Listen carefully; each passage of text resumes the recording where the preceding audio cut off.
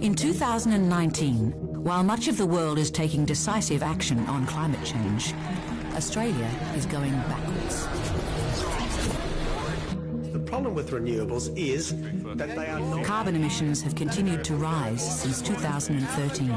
And emissions are up, as you say, the report's quite clear. But the Emissions Reduction Fund is taking... So how does the Australian coal industry continue to get lucrative government decisions in its favour? I couldn't agree more with the sentiments that you've expressed. Coal lobby got hold of... How do the coal giants, year after year, Prime Minister after Prime Minister, maintain their coercive grip over Australian politics? This is coal. Don't be afraid. Don't be scared. It's coal. And tonight I'm joined by Michael West. He's a journalist and associate professor with the Sydney Democracy Network at Sydney University. What exactly have you been looking into? Well, it's really noticeable, I think, this week. So you identify the networks for the coal sector. It's going to be big. I mean, this is Australia's biggest export with iron ore, so there's a lot of money there to buy. Greenpeace's investigation unit worked with veteran journalist Michael West to expose the secretive network behind coal's dirty power. As our research suggests that Australians aren't aware at all. It's a network centred around the world's biggest coal companies, involving some of the wealthiest and most well-connected people in Australia, who use established relationships within industry groups, lobbying and sections of the media to influence decisions at the highest level.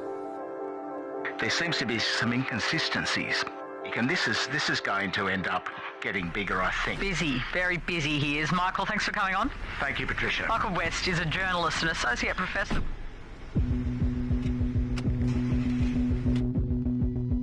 We need phone numbers and email addresses for everybody in Parliament House, basically, because we need to know who is in the offices of all the key ministers.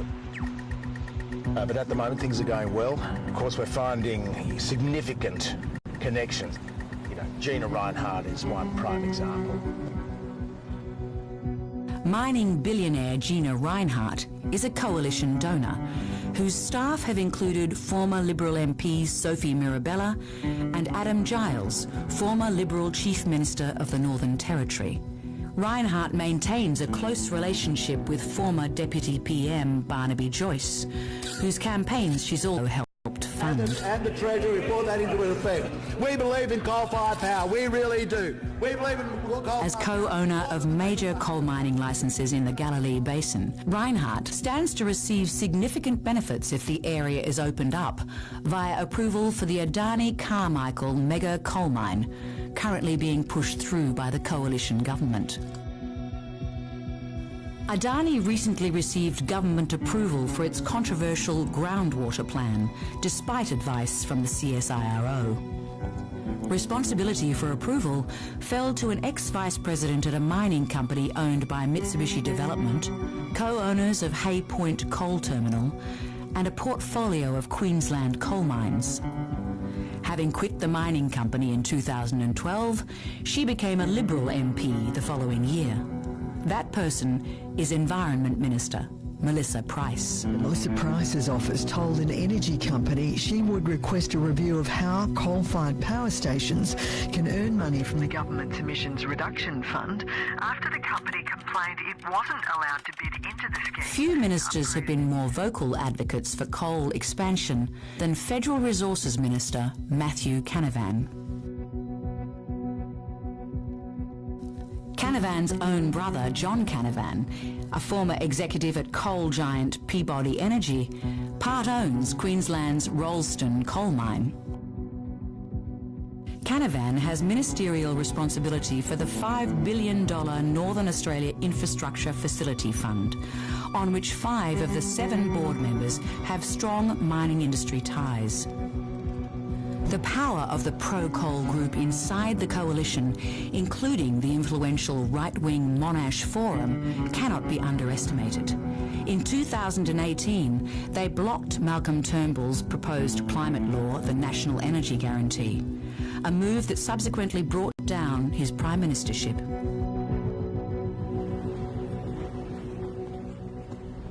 Well, the other influences are, well, you have in-house lobbying in each large corporation. There are in-house government relations people. Then you have the peak bodies, such as the Minerals Council of Australia. Then you have the state minerals councils, the Queensland Resources Council, the New South Wales Minerals Council. Together, they're extremely powerful. The past 11 years have seen mining industry groups in Australia receive over $400 million in funding. And the largest and richest of them is the Minerals Council of Australia, which is run by some of the world's biggest coal giants. And call the roll. We'll be here all night. Our coalition colleagues, if they're here in the room tonight, maybe if you stand. Of course, Melissa Price, the Environment Minister, thank you. And of course, in recent years, the MCA has run campaigns to dismantle a price on carbon and cut the renewable energy target. Isn't it amazing what this little black rock can do? And their $22 million advertising blitz against the minerals resource rent tax played a key role in the 2010 ousting of then Prime Minister Kevin Rudd. Well, the revolving doors issue is a significant one. Ian Macfarlane was the Resources Minister who scrapped the mining tax. And I hope that the sector will acknowledge and demonstrate their gratitude to him in his years of retirement from this place. And demonstrate their gratitude to him in his years of retirement from this place. Coalition ties to the MCA run deep.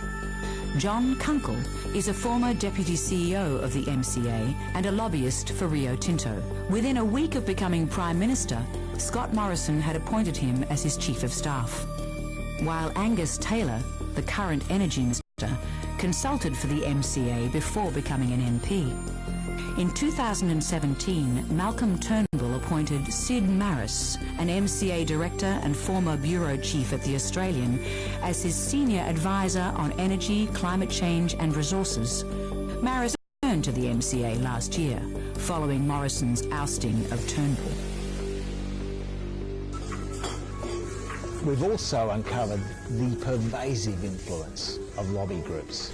Around $1 billion a year is spent, and a good deal of that is spent by the coal industry. The point of these lobby firms is to be in the background, snake around the halls of Parliament, getting to know people, putting the case for the clients. The firm with the most power is Crosby Textor. Founded by Sir Linton Crosby, former federal director of the Liberal Party, and Mark Textor, Liberals pollster and a key figure in Tony Abbott's rise to power, Crosby Textor ran Abbott's election campaign in 2013, as well as campaigns for John Key, David Cameron and Theresa May. Crosby Textor's corporate clients include coal giants Glencore and Mitsubishi, as well as the Australian Petroleum Production and Exploration Association and the Queensland Resources Council. In 2017, Crosby Textor ran a campaign to undermine confidence in renewable energy on behalf of Glencore. It included spying on environmental groups and fabricating anti-renewable energy news stories. Yaron Finkelstein, former CEO of Crosby Textor, was recruited by Scott Morrison as his principal private secretary, one of his closest political advisors. While Andrew Hurst, a former Crosby Textor director, is now Liberal Party campaign director. LNP Senator James McGrath, former Assistant Minister to Malcolm Turnbull, was also a Crosby Textor political operative. McGrath threatened to call for Melissa Price's resignation unless she approved the Adani Carmichael coal mine before the 2019 federal election.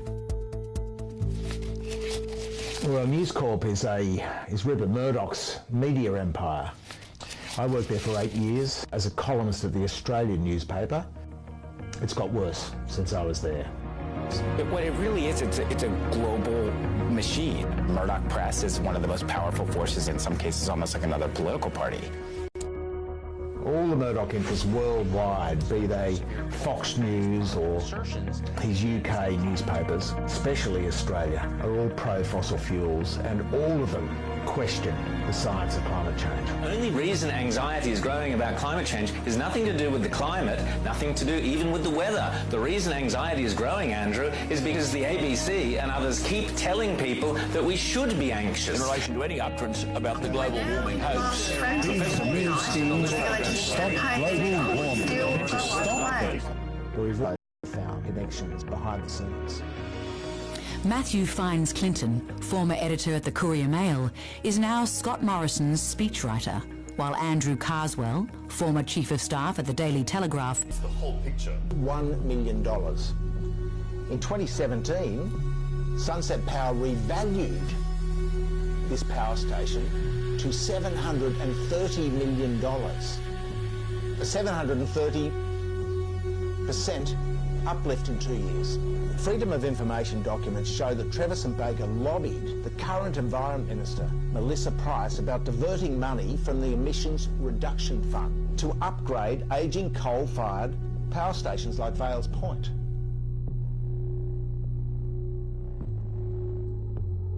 So another example is the fiasco over the Great Barrier Reef Foundation. Taxpayers' money diverted to a tiny, previously unheard of body to look after the barrier reef.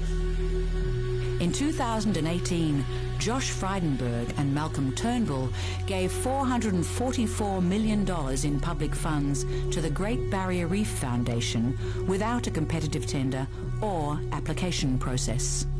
Chair of the foundation is John Schubert, an executive of Esso, which is owned by oil giant Exxon. Other organisations with links to the Great Barrier Reef Foundation through its chairman's panel include Peabody and BHP, both members of the MCA.